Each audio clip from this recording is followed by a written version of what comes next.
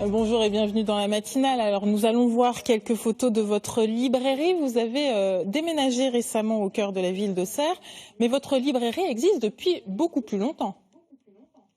Ah oui, oui, c'est une librairie qui a 38 ans en fait. On prépare les 40 ans pour quelques années. Là, il faut faire une grande fête pour ça. Mais effectivement, depuis 38 ans, 1978, installée historiquement dans la rue Joubert. Et effectivement, on vient de déménager début juillet dans le quartier vraiment historique, c'est-à-dire place de l'Hôtel de Ville à Auxerre. Avec ce changement donc effectué cet été, avez-vous vu une évolution au niveau de la fréquentation du public ?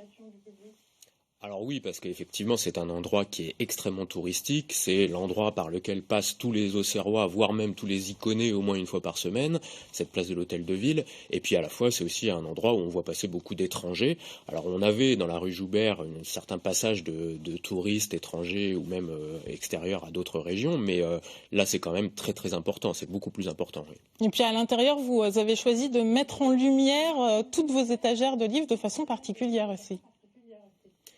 Ouais, alors ça a été un petit gadget, j'ai envie de dire, final, mais effectivement, ça change tout. C'est vrai que mettre ces petites lumières qui éclairent chacune des étagères, et ben effectivement, ça donne une luminosité, ça fait ressortir ce bois qui est aussi un choix de bois clair. En fait, vraiment le choix de l'aménagement de cette nouvelle boutique, c'était vraiment un choix de la luminosité et puis d'être à la fois chaleureux tout en étant très très clair. Oui, et puis un endroit donc que vous faites vivre chaque semaine puisque vous invitez à la fois des auteurs. Est-ce que ce sont des auteurs régionaux et nationaux ?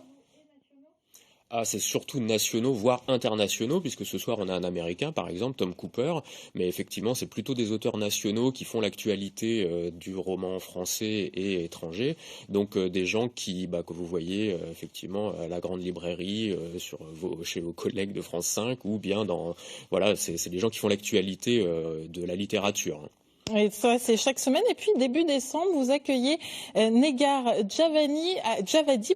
Alors là, c'est votre coup de cœur, votre roman coup de cœur. Expliquez-nous pourquoi. Bah écoutez, Negar Djawadi, en fait déjà, je vous précise, je vous montre le livre, c'est son premier roman. Donc ça c'est très important parce que c'est quelqu'un qui à l'origine fait plutôt du cinéma en fait, des documentaires et des courts-métrages.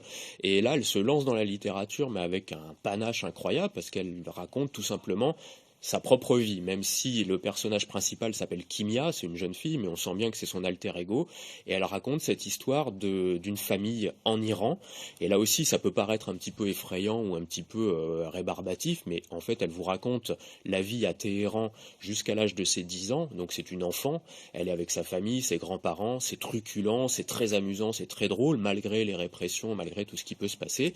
Elle est dans une famille d'intellectuels, c'est-à-dire que ses parents sont des grands démocrates et engagés pour la démocratie en Iran.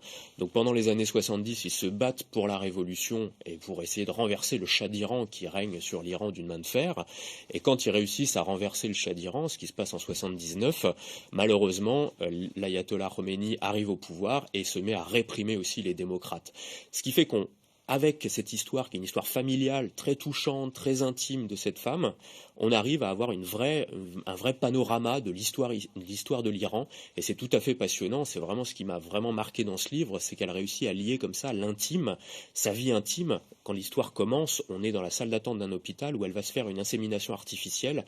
Elle veut un enfant dans ce nouveau pays qu'elle a quitté à l'âge de 10 ans, la France, et on arrive comme ça avec cette histoire entre l'histoire de l'Iran, l'histoire de la France, qu'est-ce que c'est être un immigré iranien en France aussi, c'est tout à fait passionnant.